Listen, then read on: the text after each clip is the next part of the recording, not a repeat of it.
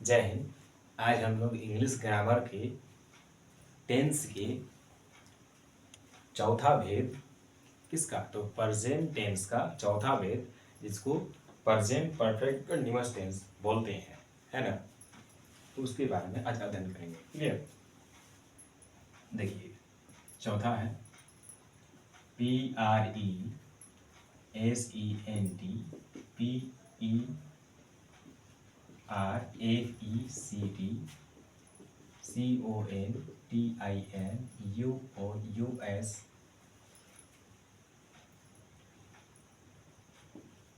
Tense. Clear. जिसको हिंदी में पूर्ण, तत्कालिक, वर्तमान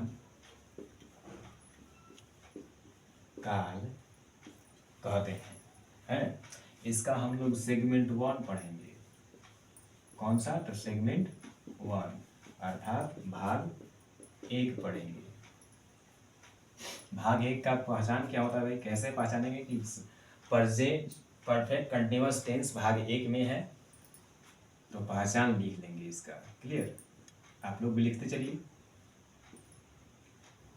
क्या पहचान होता है इसका, तो जिस हिंदी वाक्य के क्रिया के अंत में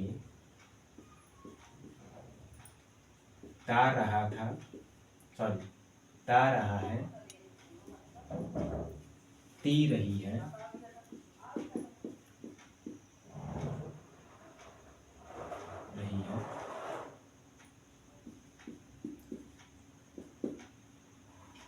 दे रहे हैं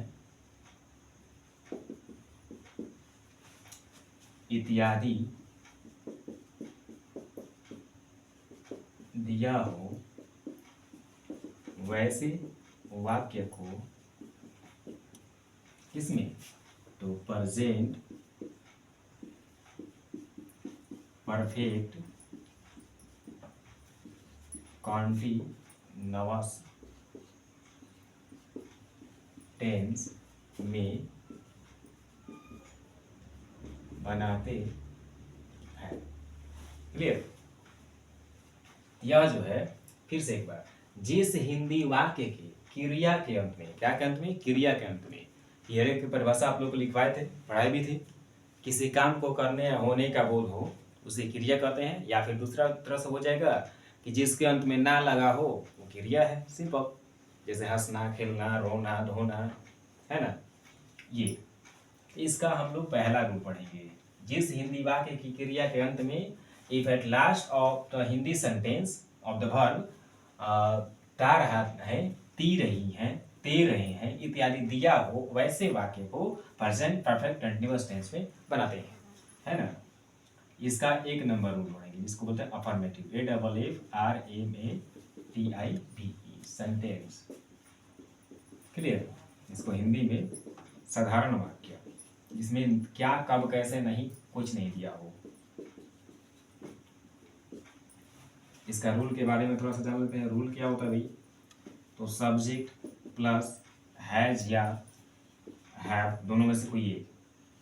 हैज लगता है एक वचन में और हैव लगता है बहुवचन में, plus B plus verb four plus object into full stop देना वाक्य के लास्ट में नहीं भूलेंगे, क्योंकि फुल स्टॉप लास्ट बिंदु होता है ना। इसके एग्जाम्पल के तौर पर एक नंबर, वह खाना खाता रहा है। क्लियर। 2 नंबर, वे लोग स्कूल जाते रहे हैं, है ना। देखिए, ही एक वचन है, तो बताए थे आपको हैज का प्रयोग, हैज। और उसके बाद बीन, उसके बाद वर्ब फोर कह रहा था, वर्ब यहाँ पर खाना है, तो खाना का मीनिंग ईट होता है, ईट में ING, क्योंकि वर्ब 4 कह रहा है तो ING लगा देंगे। क्लियर। अब क्या खा रहे लोग खाना, द फूड, FOOD, है ना। अब दे की जांच क्या लगेगा, तो हैव लगेगा, क्योंकि ये बहुवचन है तो दे हैव बीन, क्या जाना कहीं क्या हो जाएगा, गो में ING, going to a school, full stop. Clear.